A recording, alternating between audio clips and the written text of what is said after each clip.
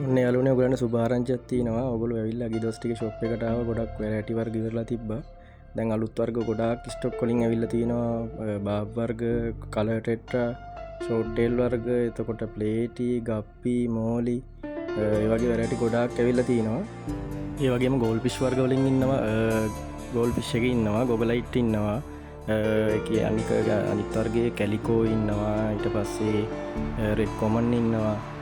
එතකොට ඒන්ජල් වර්ග කිහිපයක් ඇවිල්ලා තියෙනවා. ආය ලොකු මාළුන්ගෙන් ඉන්නවා හයි ක්වොලිටි කලර් තියෙන කාෆ්ලා සෙට් එකක් කියන ලොකු සයිස් එකෙන්.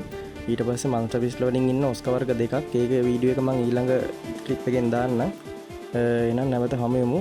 ඔයගලන්ට කියන්න තියෙන්නේ මාළු ටික බලලා දැන් ඔයගොල්ලෝ මේ ගියස් ටිකේ මාළු බැලුවා. මාළු ගොඩක් වර්ග වෙලා තිබ්බේ හින්දා මේ ස්ටොක් එක අලුත් වෙලා තියෙන වෙලාවේ මේ මාළු ටික ඉතින් අර වෙලා තියෙන මම ගොඩක් ප්‍රයිස් අඩුවෙන් දෙන්නේ. එතකොට ඉතින් මාළු වර්ග ඉක්මනට ඉවර වෙනවා.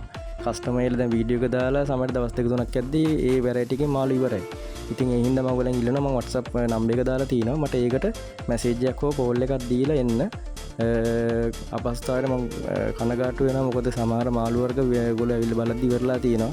මේක ගොඩක්ම වෙන්න හේතුව මගේ ගඩන් ගොඩක් සෑහෙන සාධාරණ විදිහට අඩු කරලා මම දාලා තියෙන කස්ටමර්ලට. ඉතින් ඔයගොල්ලෝ බලලා ඉතින් සපෝට් එකක් දෙන්න මට. පුළුවන් උපරිමයෙන් සාධාරණව තමයි බිස්නස් එක කරන් යන්නේ.